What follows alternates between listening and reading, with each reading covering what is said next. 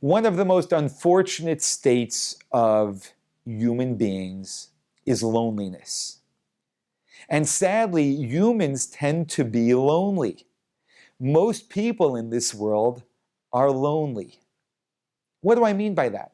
We can have a spouse, we can have a family, we can have children, we can have parents, we can have a community. And yet very often in the presence of all of those people, we are still so lonely. We sit down by a dinner table and the talk is superficial. No one is ready to say anything real, to open themselves up, to make themselves vulnerable, to expose themselves. And we feel lonely. We feel threatened. We feel scared to do any of that. And so ultimately we're lonely. A group of Hasidic Jews were sitting around in the late 1700s, and they were discussing what their great Hasidic master, Reb Shneir Zalman of Liadi, the first Lubavitcher Rebbe, accomplished with all of his teachings. And they said, you know, one of the things that he accomplished is that he is no longer lonely as a master, and we are no longer lonely as his students. What were they expressing? They were expressing the fact that the Rebbe created a relationship with them, which was such that they felt so comfortable to be themselves in front of him, to expose themselves to him, to open themselves up and share every aspect of them with him.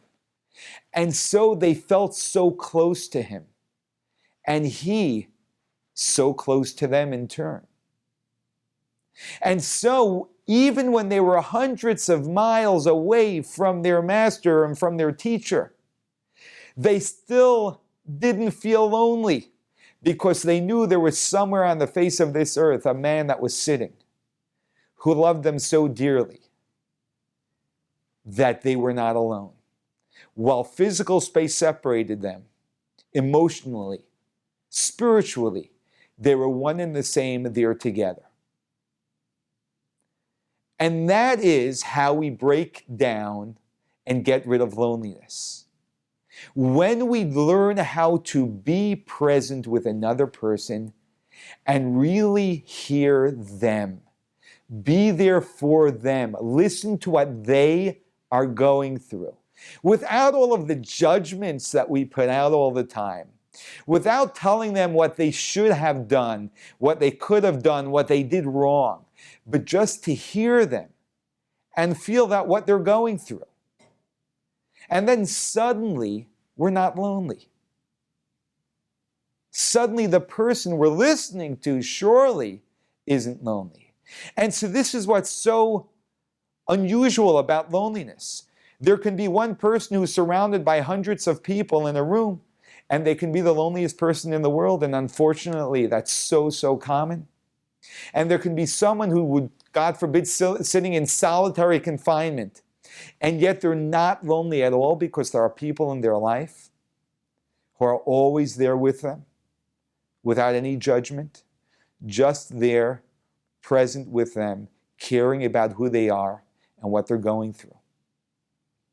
And so the next time your spouse comes home, or someone dear to you comes home, and they're sharing with you how their day was, what happened, what's going on, just listen and think about a time that you had a day like that, so you know what it feels like, and then understand what they're feeling.